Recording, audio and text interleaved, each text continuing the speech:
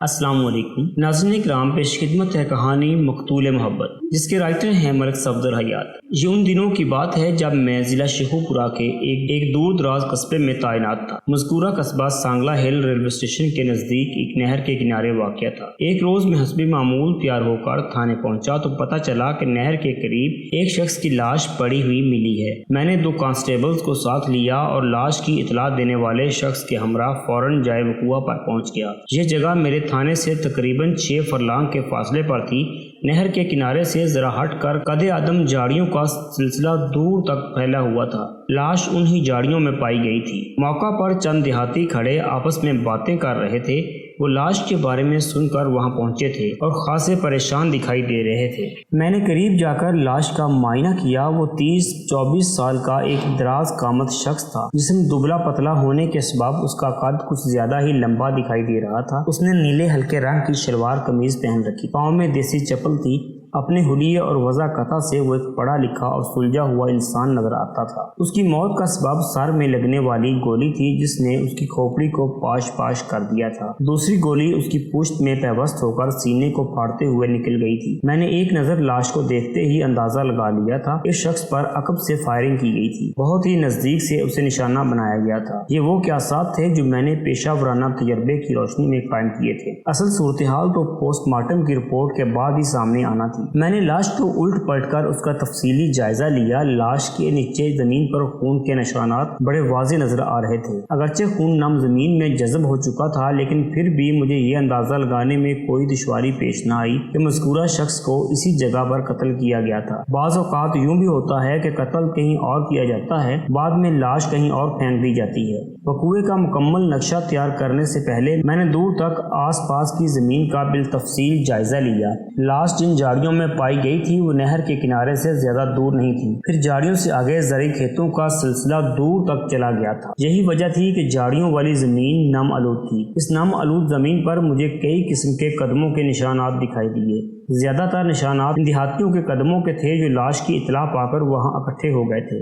بہرحال مقتول کی دیسی چپل کے نشانات واضح طور پر میں نے پہچان لیے تھے۔ یہ نشانات نہر کے کنارے سے جھاڑیوں کی طرف آ رہے تھے اور اس جگہ پر پہنچ کر ختم ہو جاتے تھے جہاں وہ لاش پائی گئی تھی۔ مقتول کے قدموں کے نشانات سے تھوڑے فاصلے پر ایک اور شخص کے قدموں کے نشانات بھی صاف نظر آ رہے تھے۔ یہ نشانات کسی خصے کے تھے جو نہر کے کنارے سے جائے وقوع کی طرف چلے گئے تھے اور پھر واپس نہر کی طرف جاتے ہوئے دکھائی دے رہے تھے۔ اس سے یہ ظاہر ہوتا تھا کہ آخر الذکر نشانات قاتل کے قدموں کے تھے۔ اس نے خصے پہن رکھے تھے اور اپنا کام کرنے کے بعد واپس نہر کی طرف چلا گیا تھا۔ میں نے نہر کے کنارے بھی تفصیلی جائزہ لیا، مگر قاتل یا مقتول کے قدموں کا پورا نہیں مل سکا۔ نہر کے کنارے کے ساتھ ساتھ ایک کچا سا راستہ بنا ہوا تھا، یہاں گھوڑوں، ٹانگوں اور دیگر مال مویشیوں کی آمد و رفت جاری رہتی تھی۔ اس لیے بھی کھرا تلاش کرنے میں مجھے ناکامیابی ہوئی۔ اسی تلاش کے دوران مجھے جائے وقوع سے کچھ فاصلے پر ایک جیبی کنگھی پڑی ہوئی ملی۔ میں نے وہ کنگھی اٹھا کر جیب میں رکھ لی۔ علاوہ ازیں مقتول کی جامع تلاشی سے جو اشیاء برآمد ہوئیں وہ بھی میں نے اپنے پاس محفوظ کر لی۔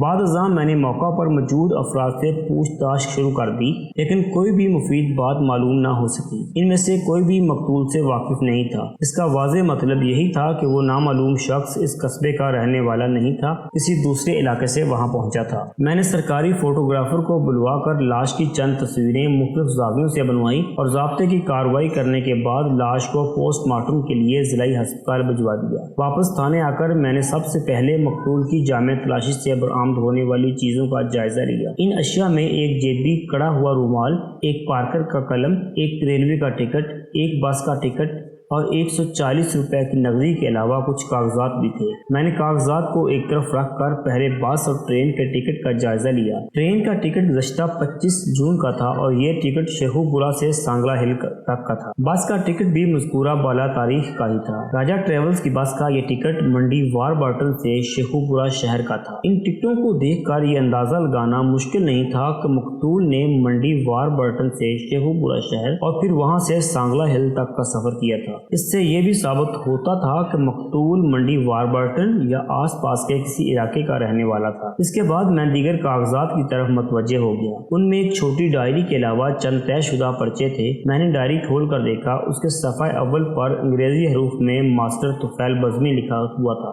نام کے نیچے تعلیمی قابلیت BA درج تھی۔ اگر یہ ڈائری مقتول کی ملکیت تھی تو اس کا مطلب یہ تھا کہ مقتول اب نامعلوم شخص نہیں رہا تھا۔ ڈائری کے اندرونی صفحات پر محبت سے لبریز عاشقانہ اشعار کی بھرمار تھی۔ محبوبہ کچھ زری نامی لڑکی تھی۔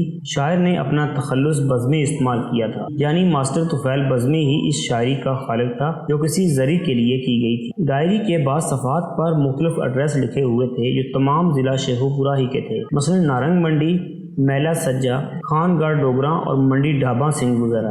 میں نے ڈائری کو بند کر کے میز پر رکھ دیا، پھر طے شدہ کاغذات کو کھول کر دیکھنے لگا۔ ان میں سے 2 پرچے نہایت ہی اہم تھے۔ ایک چھوٹا سا پرچہ کسی منظور علی نامی شخص نے ماسٹر طفیل بزمی کو بھیجا تھا۔ نفس مضمون کچھ یوں تھا: ماسٹر، تم اپنی حرکتوں سے باز آ جاؤ، کہیں ایسا نہ ہو کہ تمہارے سر سے عشق کا بھوت اتارنے کے لیے مجھے کوئی سنگین قدم اٹھانا پڑے۔ زرینہ میری منگیتر ہے اور ان قریب اس سے میری شادی ہونے والی ہے۔ میں نے یہ انتظام تو کر دیا ہے کہ اب وہ اپنی ننیحال میں قدم نہیں رکھے گی، لیکن اگر تم نے کسی دوسرے ذریعے یا طریقے سے زرینہ سے ملاقات کرنے کی کوشش کی تو میں تمہاری جان لینے سے بھی دریغ نہیں کروں گا۔ میرے اس رکے کو آخری تنبیہ سمجھو۔ تمہیں اندازہ نہیں جورا زرینہ کے معاملے میں کتنا خطرناک ثابت ہو سکتا ہے۔ وقت تمہارا اول آخر دشمن منظور علی عرف جورا۔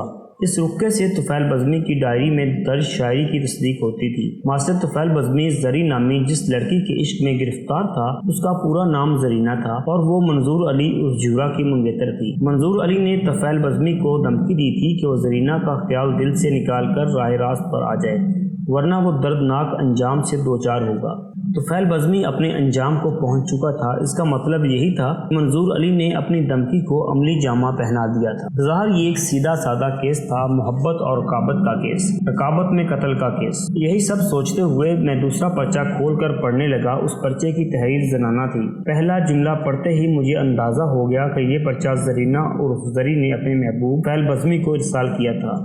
اس پرچے میں درج تھا: میرے پیارے بزمی، ہم نے ایک دوسرے کو حاصل کرنے کی تمام مثبت کوششیں کر کے دیکھ لی، لیکن ہمیں کسی بھی قدم پر کامیابی نہیں ہوئی۔ میں تو بغاوت پر بھی آمادہ تھی، لیکن تم نے اس راہ کو مسترد کر دیا۔ تم نہیں چاہتے تھے کہ اس حوالے سے میرے کردار پر کوئی دبا لگے۔ شاید قدرت کو ہمارا ملن منظور ہی نہیں۔ میں اپنی بدنصیبی پر آنسو بہانے کے سوا اور کچھ نہیں کر سکتی۔ یہ رکا میں تمہیں اس لیے بھیج رہی ہوں کہ آ کر مجھ سے آخری ملاقات کر جاؤ۔ ابا کی طرف سے مجھ پر سخت پابندی عائد ہے۔ میں اپنی ننیحال میں نہیں جا سکتی، اس لیے تم سے ملنا بھی ممکن نہیں۔ ابا نے میری شادی کی تاریخ بھی پکی کر دی ہے۔ 3 جولائی کو میری بارات آئے گی اور اس سے 1 ہفتے قبل 26 جون کو میں مائیوں میں بیٹھ جاؤں گی۔ تم 25 جون کی رات کو مجھ سے ملنے آؤ۔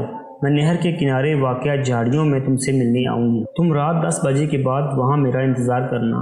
بس یہ آخری موقع ہے، اس کے بعد ہم ہمیشہ کے لیے جدا ہو جائیں گے۔ فقط تمہاری شاعری میں زندہ رہنے والی زرینہ عرف زری۔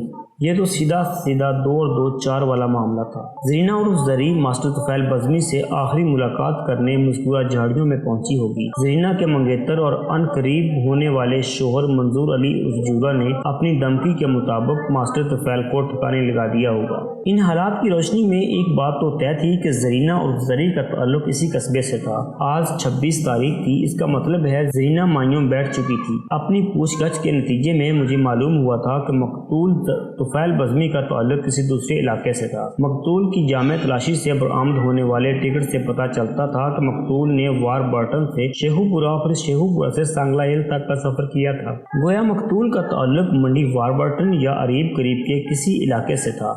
ابھی تک یہ معلوم نہیں ہو سکا تھا کہ متوقع قاتل منظور علی عرف جورا کہاں کا رہنے والا تھا۔ اس سوال کا جواب بہتر طور پر زرینہ یا اس کے گھر والے ہی دے سکتے تھے۔ میں نے ایک باخبر ASI کو اپنے کمرے میں بلا لیا۔ یہ ASI اسی قصبے کا رہنے والا تھا، یہاں کے وسنیکوں کے بارے میں خاصی معلومات رکھتا تھا۔ میں نے اسے ہمیشہ مستعد اور چاقو چبند پایا تھا۔ ASI سلیمان شاہ نے کمرے میں آ کر مجھے سلوٹ کیا اور مؤدب لہجے میں بولا: جی حکم ملک صاحب۔ میں نے کہا: شاہ جی، تم تو اسی قصبے کے رہنے والے ہو، یہاں کے لوگوں کو بھی بخوبی جانتے ہو، ایک گھر کی خبر رہتی ہے تمہیں۔ آپ کی دعا ہے ملک صاحب، वो इंकसारी से बोला, आप हुक्म करें, किस घर के बारे में मालूमात दरकार हैं? इस कस्बे में किसी जरीना नामी लड़की की शादी हो रही है। मैंने सुलेमान शाह की तरफ देखते हुए कहा, मुझे जरीना और उसके घर वालों के बारे में तफसीली मालूमात चाहिए और शाम से पहले पहले। वो सोचते हुए बोला, जनाब, इस कस्बे में जरीना नाम की 4 लड़कियां गैर शादीशुदा हैं। इनमें से अगले माह 2 की शादी होने वाली है। आप किस जरीना की बात कर रहे हैं? जरीना उर्फ जरी की, मैंने जल्दी से कहा, जिसकी शादी मंजूर उर्फ जूरा से हो रही है। उसकी बारात 3 जुलाई को आएगी। ओह, तो आप सलामत अली की बेटी के बारे में जानना चाहते हैं? ये सलामत अली कौन है? मैंने पूछा। सुलेमान शाह ने बताया, इस कस्बे का एक छोटा जिम्मेदार है। उसकी बेटी जरीना की बारात 3 जुलाई को शाहकोट से आएगी। तुम्हारा मतलब है मंजूर उर्फ जूरा शाहकोट का रहने वाला है? मैंने चौंक कर सुलेमान शाह को देखा। जी हाँ, उसने इस बात में सर लाया। मंजूर अली जरीना का तायाजाद है। वो सलामत अली के बड़े भाई करामत अली का इकलौता बेटा है और शाहकोट में रहता है। करामत अली का कुछ अरसे कबल इंतकाल हो चुका है। वो खासी जमीन और जायदाद छोड़कर फौत हुआ है, जिसकी निगरानी सलामत अली के जुम्मे है। मैंने सुना है मंडी ढाबा सिंह में करामत अली का आर्डर का कुछ कारोबार भी था, वो भी अब सलामत अली की निगरानी में है। ASI की फ्राहम करदा तफसीलात ने मुझे उलझा दिया था। इस तकोन के 3 जाविये फिट नहीं बैठ रहे थे। तुफैल बज़मी मंडी वारबर्टन या इसके करबो जवाब से यहाँ पहुंचा था। मंजूर अली शाहकोट का रहने वाला था और जरीना हमारे कस्बे की वसनीक यानी रहायशी थी। इन तीनों मकामात में अच्छा खासा फासला था। मैंने सुलेमान शाह से पूछा, शाह जी, क्या तुम किसी मास्टर तुफैल बज़मी को जानते हो? इस कस्बे में तो इस नाम का कोई शख्स नहीं रहता जनाब। हाँ, ये तो मुझे भी मालूम हो चुका है, मैंने पुरख्याल लहजे में कहा। ASI ने पूछा, ये मास्टर तुफैल बज़मी कौन है? क्या कोई शायर वायर है? लगता तो शायर ही है, मैंने मुबहम सा जवाब दिया। आप इसके बारे में क्यों पूछ रहे हैं? सुलेमान शाह ने कुरीदने वाले अंदाज में कहा, कोई खास बात है? मैंने गहरी सांस लेते हुए जवाब दिया, खास बात यह है कि ये शख्स गुज़श्ता रात कत्ल कर दिया गया है। ओह, आप उस झाड़ियों से मिलने वाली लाश की बात कर रहे हैं? सुलेमान शाह ने चौंक कर मुझे देखा। मकतूल का नाम आपको कैसे मालूम हुआ मलक साहब? जवाबन मैंने मुख्तसर अल्फाज में उसे सारी तफसील सुना दी और वो दोनों रुक्के भी सुलेमान शाह को पढ़वा दिए जो मकतूल की जामे तलाशी से बरामद हुए थे। सुलेमान शाह के चेहरे पर दबा दबा सा जोश नजर आने लगा। वो पुरएतमाद लहजे में बोला, मलक साहब, सारा मसला ही हल हो गया है। हाँ, बज़ाहिर तो यही नजर आता है, मैंने पुरसोच अंदाज में कहा। मलक साहब, ये कंगी कैसी है? सुलेमान शाह ने मेज पर पड़ी हुई कंगी की जानिब इशारा किया। मैंने हाथ बढ़ाकर मज़कूरा कंगी को उठा लिया और कहा, ये कंगी सुबह मुझे जाए वारदात से मिली थी। इसमें तो कुछ बाल फंसे हुए हैं। मैंने बगौर कंगी का जायजा लिया। सुलेमान शाह की बात बिल्कुल दुरुस्त थी। कंगी के दंदानों में चंद बाल वाकई मौजूद थे। इन बालों की लंबाई 2.5 और 3 इंच के दरमियान रही होगी। बालों की रंगत बादामी थी और वो खासे सख्त बाल थे। ये बाल मकतूल के तो नहीं हो सकते मलक साहब। सुलेमान शाह ने नफी में सर हिलाते हुए फैसला कुन लहजे में कहा, तुम्हारा अंदाजा बिल्कुल दुरुस्त है। मैंने सराहने वाले अंदाज में कहा, तुमने मकतूल की लाश तो देखी थी ना? बिल्कुल देखी थी, वो कतियत से बोला। इसलिए तो मुझे यकीन है कि इस कंगी में पाए जाने वाले बाल हरगिज़ मकतूल के नहीं हो सकते। सुलेमान शाह के यकीन की वजह यह थी कि मकतूल के सर पर नहायत ही छोटे बाल थे। वो बाल मुश्किल से 8-पौने इंच लंबे थे। मैंने भी ये बात खास तौर पर नोट की थी। मकतूल छोटे बाल रखने का आदी मालूम होता था। सुलेमान शाह ने पुरसोच लहजे में कहा, अगर ये बाल मकतूल के नहीं हैं तो फिर कातिल के हो सकते हैं। मुमकिन है ये कंगी कातिल की मलकियत हो, वारदात के दौरान में उसकी जेब से निकल कर जाए वकुआ पर गिर गई हो। हाँ, ऐसा होना मुमकिन है, मैंने कहा। और इस बात की इम्कानात को भी नज़रअंदाज नहीं किया जा सकता कि इस कंगी का ताल्लुक मकतूल से हो और ना ही कातिल से। ये किसी तीसरे और गैर मुतल्लका शख्स की भी तो हो सकती है। ये इत्तेफाक से वहाँ वारदात से पहले या वारदात के बाद गिर गई हो। आपकी बात में वजन है मलक साहब। ASI सुलेमान शाह ने इस बात में सर हिलाते हुए कहा, लेकिन बहरहाल इस कंगी में फंसे हुए बालों को लेबॉर्ट्री तज्जिए के लिए ज़रूर भिजवाना चाहिए। हाँ, ये ज़रूरी है, मैंने ठहरे हुए लहजे में कहा। फिर मैंने एक इंतहाई जिम्मेदार कांस्टेबल को अपने कमरे में बुलाया और उसे ज़रूरी हिदायत दी और मज़कूरा बालों को कंगी समेत लेबॉर्ट्री टेस्ट के लिए भिजवा दिया। अब क्या इरादा है मलिक साहब? सुलेमान शाह ने मेरी तरफ देखते हुए इस्तफसार किया। मैंने कहा, इरादा नेक है। मैं अपनी तफ्तीश का आगाज़ सलामत अली से करना चाहता हूँ, वहाँ तक तुम मेरी रहनुमाई करोगे। मुझे मज़कूरा कस्बे में तैनात हुए ज़्यादा अरसा नहीं हुआ था जबकि ASI वहाँ की गली गली का भेदी था। सलमान शाह ने पूछा, कब तक चलेंगे मलिक साहब? अभी और इसी वक्त, मैंने दो टोक लहजे में कहा और उठकर खड़ा हो गया। थोड़ी ही देर के बाद हम सलामत अली के हवेली नुमा मकान की बैठक में बैठे हुए थे। सलामत अली इस वक्त घर पर ही था। उसने खंदा पेशानी से हमारा इस्तकबाल किया। हमारे बैठते ही वो हमारी खातर मदारत के लिए पर तोड़ने लगा, लेकिन मैंने वाज़े तौर पर उसे इस तकल्लुफ़ से मना कर दिया। ये कैसे हो सकता है जनाब? सलामत अली ने फिदवियाना लहजे में कहा, आप पहली मरतबा मेरे गरीब खाने पर तशरीफ लाए हैं। कुछ खाए पिए बगैर मैं आपको जाने नहीं दूंगा, और फिर ये तो दोपहर के खाने का वक्त है। आपके लिए कुकुड़ शुक्र तैयार करवाता हूँ। सलामत अली, मैं इस वक्त ड्यूटी पर हूँ। मैंने ठहरे हुए लहजे में कहा, तुम्हारी दावत मैं फिर कभी कबूल कर लूँगा। इस वक्त मुझे तुम्हारे भरपूर ताउन की ज़रूरत है। किस किस्म का ताउन जनाब? मैं एक कत्ल की तफ्तीश के सिलसिले में यहाँ आया हूँ। कौन कत्ल हो गया है? उसने चौंक कर मेरी तरफ देखा। मैंने उसकी आंखों में झांकते हुए सवाल किया, सलामत अली, क्या तुम इसी कस्बे में रहते हो?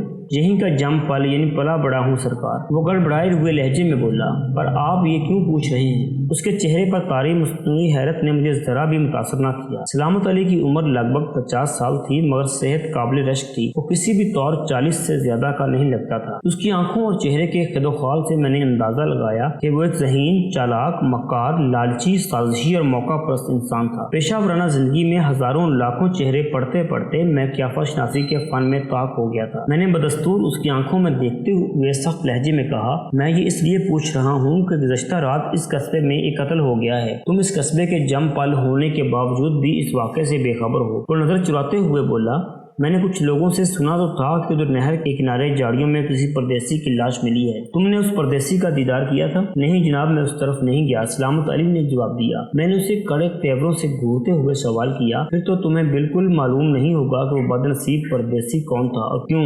वो तअम्मुल करते हुए बोला, जनाब इसीलिए तो मैंने आपसे पूछा था कि कौन कत्ल हो गया है। मैं वाकई उस बदनसीब शख्स के बारे में कुछ नहीं जानता। मुमकिन है तुम्हें इस बारे में कुछ मालूम ना हो, मैंने सोचते हुए लहजे में कहा, लेकिन तुम्हारी बेटी जरीना इस परदेसी को बखूबी जानती और पहचानती है। ये क्या कह रहे हैं आप? वो लुकड़त ज़दा लहजे में बोला, जरीना का उस शख्स से क्या ताल्लुक? मैंने चुभते हुए लहजे में कहा, ताल्लुक तो बहुत गहरा है सलामत अली, तुम ना बताओ तो बात दूसरी है, हालांकि तुम सब कुछ जानते हो। मैंने ज़ूमानी अंदाज में बात खत्म करके उसके चेहरे पर नजर जमा दी। मेरी तो कुछ समझ में नहीं आ रहा जनाब। वो उलझन अमीज लहजे में बोला, आखिर आप साफ साफ बात क्यों नहीं करते कि कत्ल होने वाला वो शख्स कौन था और आप उसे मेरी बेटी के साथ क्यों नथी कर रहे हैं? मैंने सोचा मुमकिन है सलामत अली वाकई मालूम ना हो कि झाड़ियों से बरामद होने वाली लाश मास्टर तुफैल बज़मी की थी। इस इम्कान को जहन में रखते हुए मैंने कहा, तो तुम साफ साफ बात सुनना चाहते हो? जी हाँ, आप खुलकर बात करें।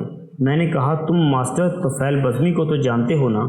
मास्टर तुफैल वो रुक कर बोला, हाँ जानता हूँ। एक लम्हे को रुक कर उसने पूछा, लेकिन यहाँ मास्टर तुफैल का क्या जिक्र निकल आया? मैंने उसके सवाल को नज़रअंदाज करते हुए तस्दीकी लहजे में इस्तफसार किया, तुम जिस मास्टर तुफैल को जानते हो क्या वो शायरी भी करता है? एक लम्हे के तवक्कुफ से मैंने इजाफा किया, बज़मी उसका तखल्लुस है। मैंने दानिस्ता ज़माने हाल का सीगा इस्तेमाल किया था ताकि सलामत अली को किसी किस्म का शक न हो। सलामत अली ने थूक निकलते हुए जवाब दिया, अगर आप उसकी खराफात को शायरी का नाम दे रहे हैं तो फिर उसे शायर ही कहा जाएगा। उसका पूरा नाम मास्टर तुफैल बज़मी है। तुफैल बज़मी कहाँ का रहने वाला है? वो मौजा जिसलानी खोर्द में रहता है। जिसलानी खोर्द? मैंने ज़ेरे लब दोहराया, फिर पूछा, यानी मौजा जिसलानी खोर्द मंडी वारबर्टन? जी हाँ, बिल्कुल वही। सलामत अली जल्दी से बोला, मास्टर तुफैल बज़मी कल यहाँ आया था।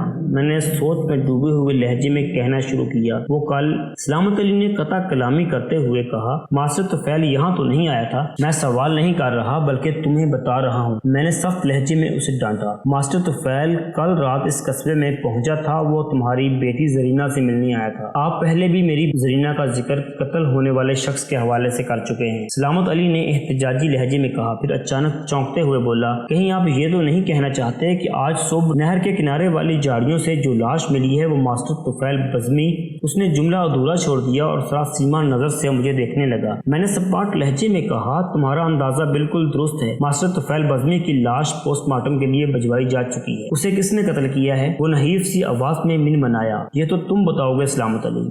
मैं कुछ नहीं जानता। तुम्हारी बेटी सब कुछ जानती है। जरीना का मास्टर तुफैल बज़मी के कत्ल से क्या ताल्लुक हो सकता है? बहुत गहरा ताल्लुक हो सकता है सलामत अली। मैंने एक एक लफ्ज पर जोर देते हुए कहा। मेरे हाथ कुछ ऐसे सबूत लगे हैं जिनसे ज़ाहिर होता है कि मास्टर तुफैल जिस्लानी खोद से यहाँ सिर्फ जरीना से मिलने आया था, बल्कि जरीना ने रुक्का भेजकर उसे खास तौर पर कल रात को झाड़ियों में मिलने की ताकीद की थी। वो अचानक फट पड़ा। ये झूठ है। जरीना ऐसा कदम नहीं उठा सकती। हाँ, ये जरूर है कि मास्टर जरीना से शादी करना चाहता था। उसने जरीना के रिश्ते के लिए अपनी बूढ़ी माँ के तवसत से मुझसे दरख्वास्त भी की थी, लेकिन मैंने सख्ती से उसे मना कर दिया था। जरीना का तो उससे मिलने का सवाल ही पैदा नहीं होता। आप खाम मास्टर तुफैल के कत्ल से जरीना का ताल्लुक जोड़ने की कोशिश न करें। मैंने गंभीर लहजे में कहा। ताल्लुक मैं नहीं जोड़ रहा, बल्कि हालात और वाक़यात इस तरफ इशारा कर रहे हैं। कैसा इशारा? वो खुड़े हुए लहजे में बोला। मैंने पूछा, सलामत अली तुम कुछ लिखना पढ़ना भी जानते हो? मैं प्राइमरी तक तो पढ़ा हुआ हूँ। वो फखरिया लहजे में बोला। तो फिर तुम अपनी आंखों से पढ़ लो। मैंने वो पर्चा खोलकर सलामत अली को दिखाया जो जरीना ने तुफैल बज़मी को लिखा था। इस पर्चे में उसने आखिरी मुलाकात की दरख्वास्त की थी। पहला जुमला पढ़ते ही सलामत अली का चेहरा मुतगय्यर हो गया। रुक्के के इख्तिताम तक पहुँचते पहुँचते उसका चेहरा सुर्ख अंगारा हो चुका था। वो लरजती हुई आवाज में बोला, जरी ना, ऐसा नहीं कर सकती। वो ऐसा क्यों नहीं कर सकती? इसका जवाब तो मैं उसी से पूछूंगा। मैंने मानी खेज लहजे में कहा। मैं जरीना से मिलना चाहता हूँ। वो तो नहीं मिल सकती। मैं जानता हूँ वो माइयों में बैठी हुई है। मैंने सख्त लहजे में कहा। लेकिन कानूनी तकाजे पूरे करना माइयों से ज्यादा अहम है। मैं उठकर खड़ा हो गया। सलामत अली, मैंने जरीना के बाप को मुखातब करते हुए कहा, मुझे जरीना के पास ले चलो। वो उस वक्त न जाए मानदन न पाए रफ्तन वाली सूरत हाल से दो चार था। मैंने उसके हाथ से मज़कूरा रुक्का लेकर अपनी जेब में रख लिया। मैंने मंजूर अली उर्फ जूरा का दमकी अमीज रुक्का दानिस्ता सलामत अली को नहीं दिखाया था। मैं पहले जरीना से मुलाकात करना चाहता था। मैंने सलामत अली को टहोका दिया तो वो बहालत मजबूरी मुझे घर के अंदरूनी हिस्से में ले जाने के लिए तैयार हुआ। ASI वहीं बैठक में रुक गया था।